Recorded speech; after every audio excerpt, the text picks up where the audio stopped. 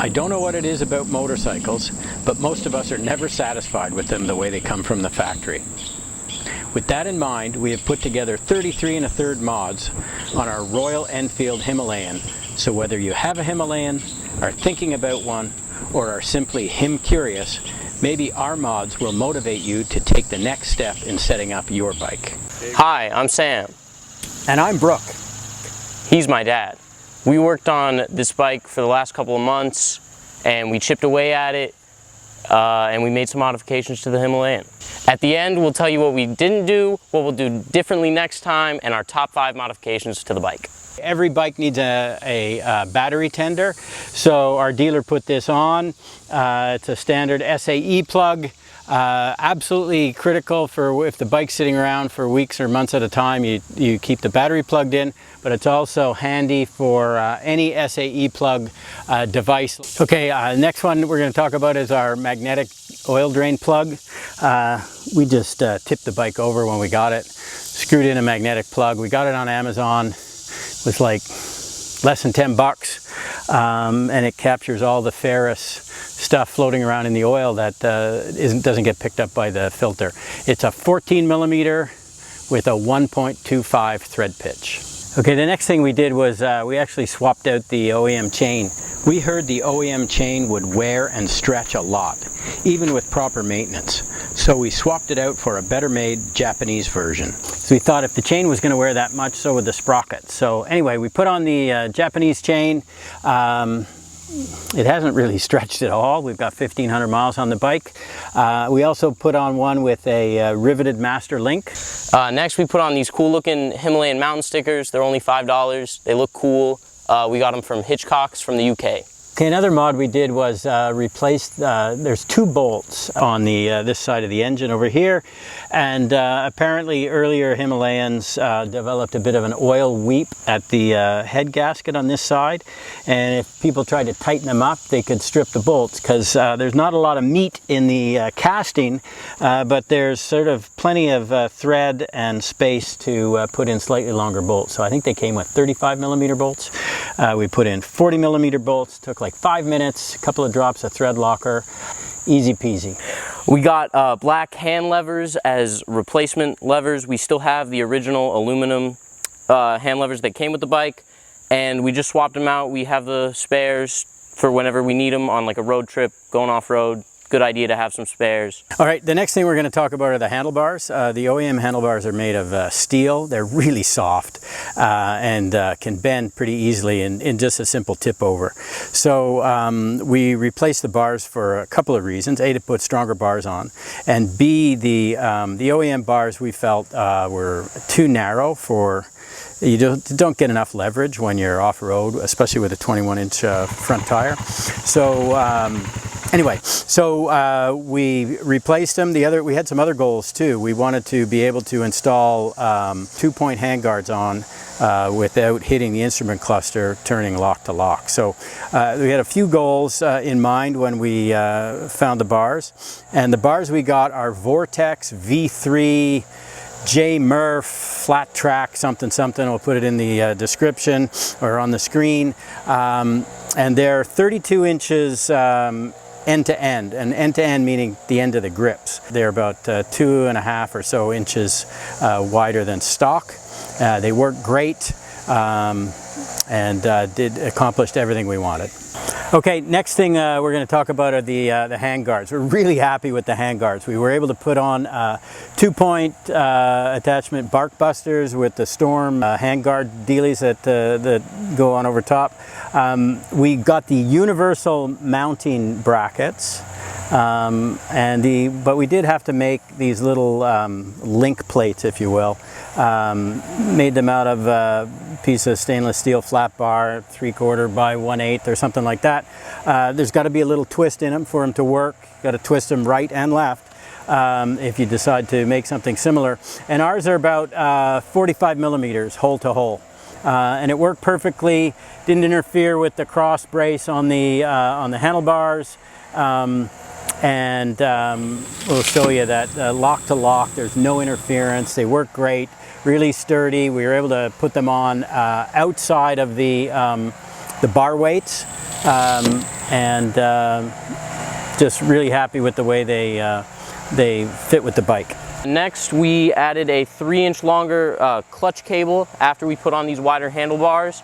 The original was a little strained when you turned it, and works great. It's sturdier than the original.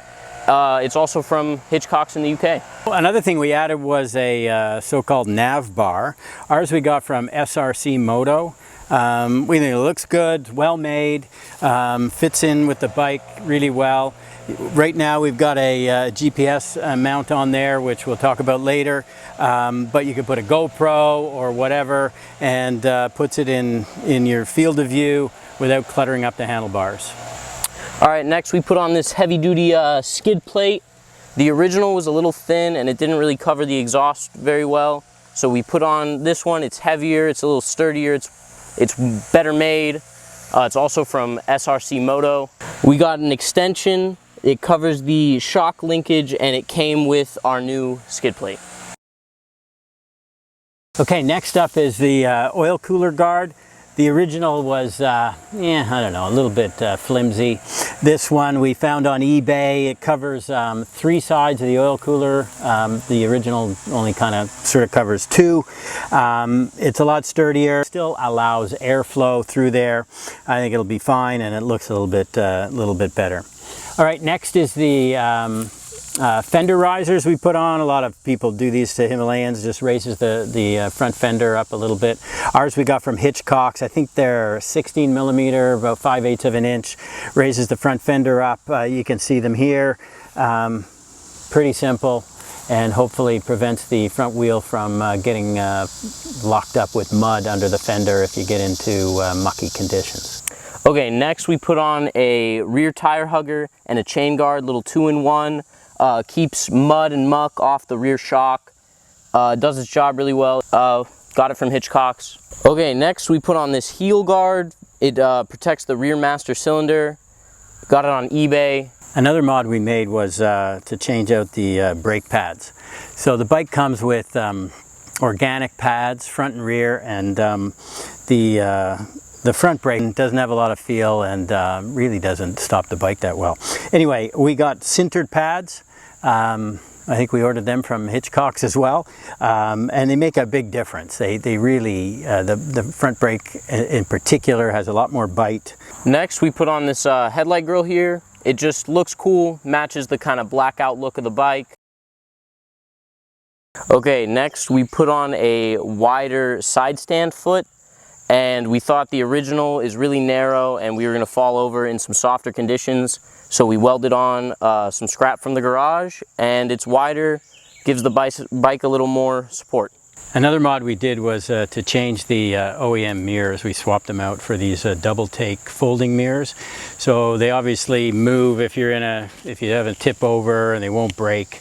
But the OEM mirrors on the Himalayan are probably not the highlight of the bike. They kind of vibrate a little bit. These ones are much better. They're sort of rubber mounted. They're also bigger. We had to take a bunch of things apart in order to upgrade our rear shock. The YSS shock is lighter by 3.4 pounds and it has a rebound adjustment, and you can extend or shorten its length plus or minus 5 millimeters. It has a red spring which looks cool, and it has more preload adjustment range than the original OEM version. It was really easy to adjust sag to 30% of suspension travel for our weight, and it's set up nicely. We got the shock from Hitchcock's. Okay, next up I want to talk about the battery. So we decided to switch out to a lithium-ion battery. It's way lighter, saves a ton of weight, and it's much smaller, which allowed us some room to install a fuse box for some electrical upgrades.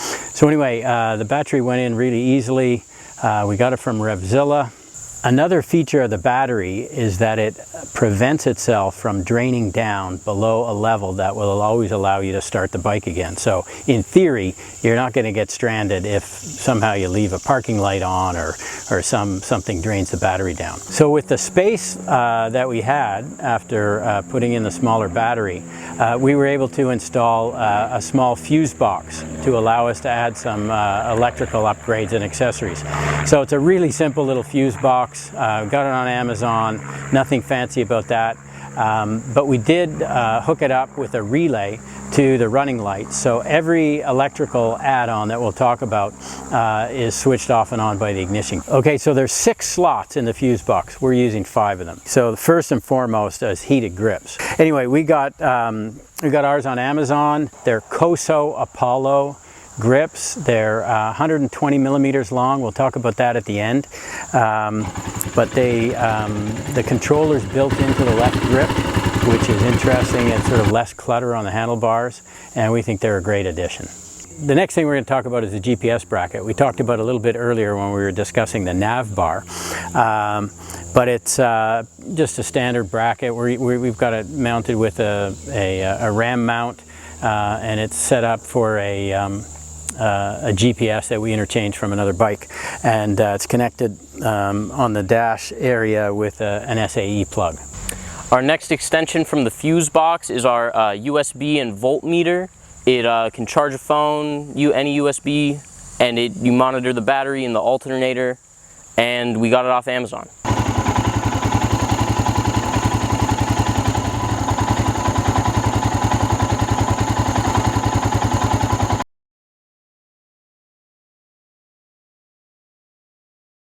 Okay, in order to plug in the phone that Sam was talking about, we needed a phone bracket. So we got a rally raid clamp that fits right on the crossbar of the handlebars. It's kind of a neat and tidy installation. We put a RAM ball on there, so we can put a phone holder, phone cradle, plug it easily into the nearby USB plugs, and away you go.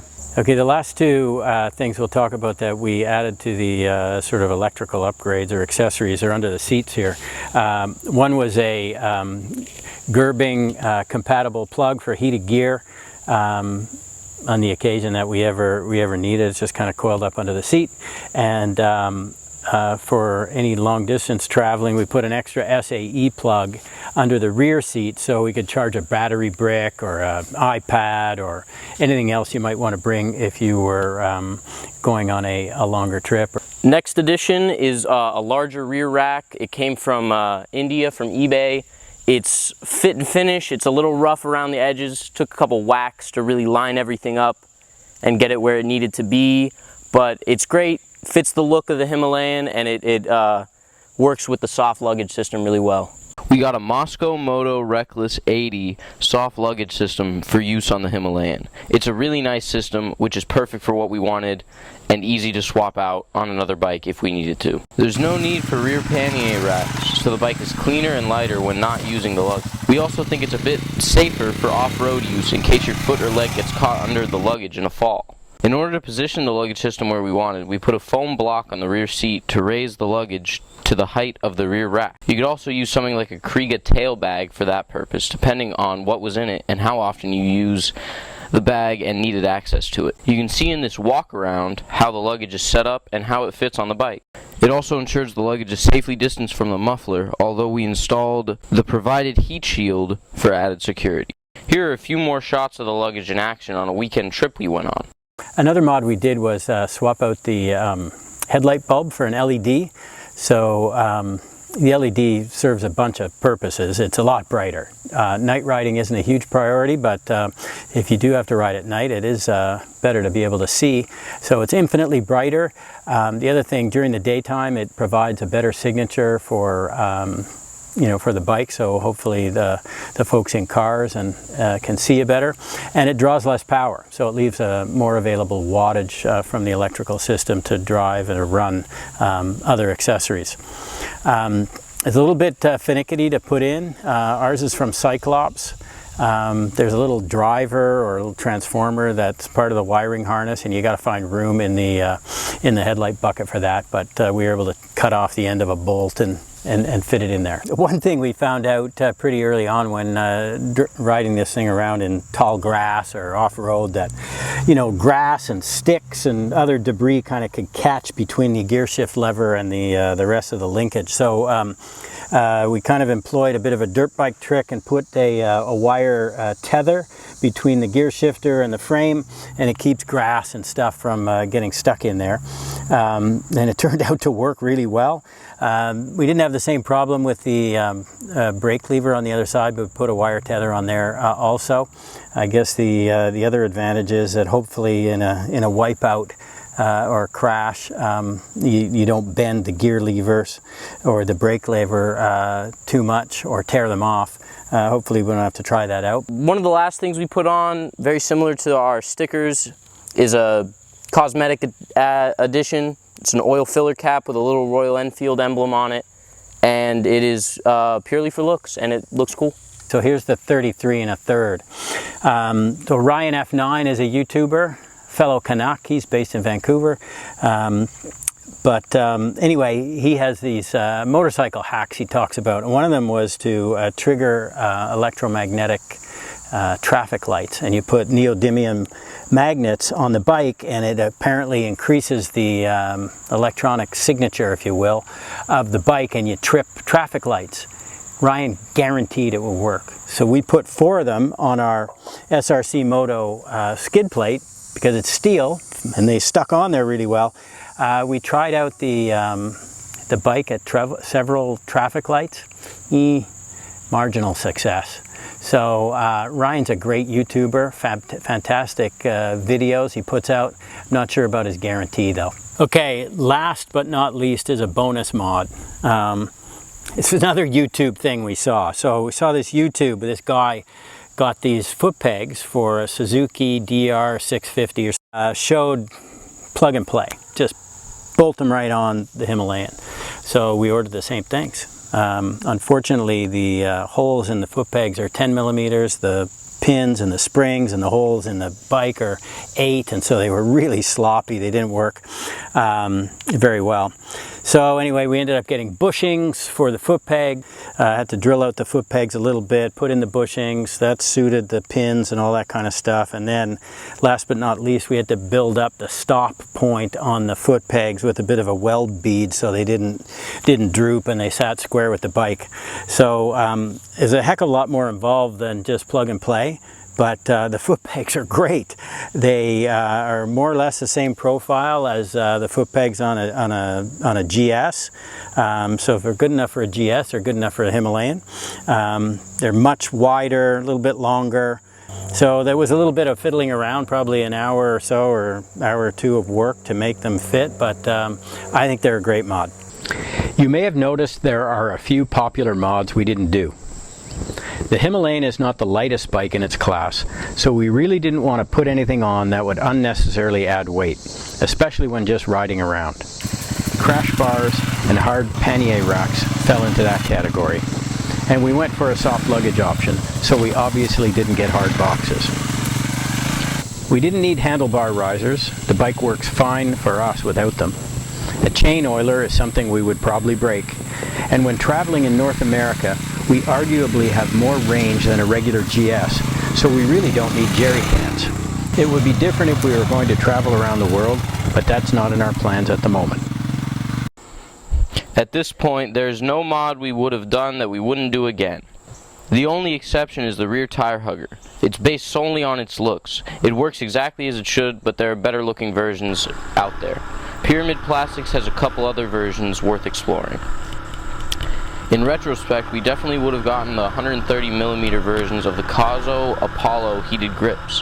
Had we thought about it in advance, we would have positioned the handlebar controls inward on the bars several millimeters, enough to leave us room for the longer grips. So that was a bit of a miss, but not the end of the world.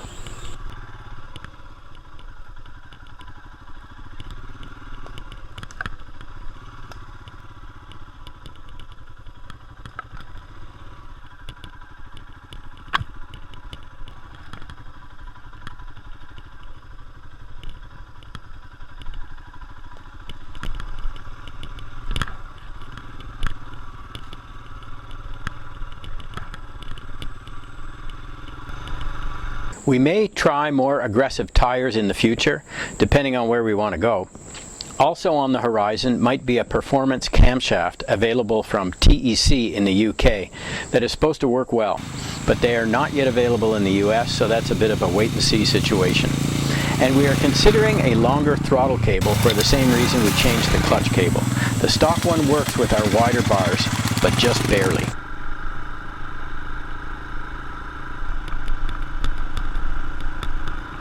Even after making all these modifications, we don't think we've added any significant weight to the bike. The shock and battery combined to save almost 8 pounds.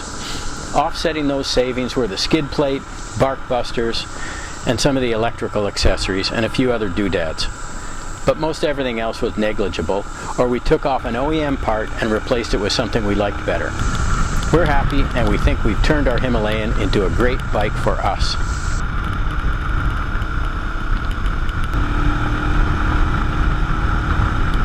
Before we wrap up, here are our top 5 lists.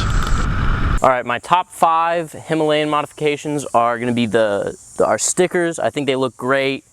Blacking out the bike, like all the black handlebars, the black actual handlebars, the black levers, like all of that looks great.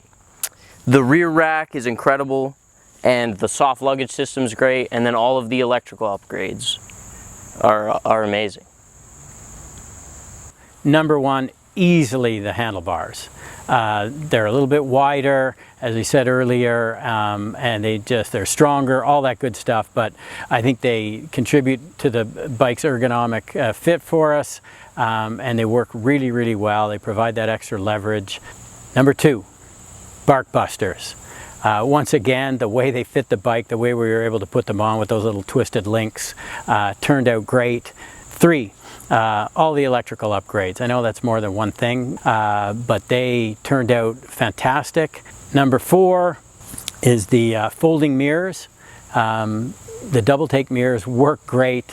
Last but not least, the foot pegs. That was our bonus mod. It took a little bit of fiddling around and finding bushings and a bunch of other stuff to make them fit, but when you're standing up on the pegs, it's a much wider platform for your feet, so I think that's really good. Out of all the mods we've done, I get it that perhaps not everybody has access to a welder, and some of them, even maybe the electrical stuff is you know, requires a bit of know-how that maybe not everybody has, but 70% of the things we put on the bike are just plug and play, bolt on and go. So if any of these inspire you to do something similar, go for it.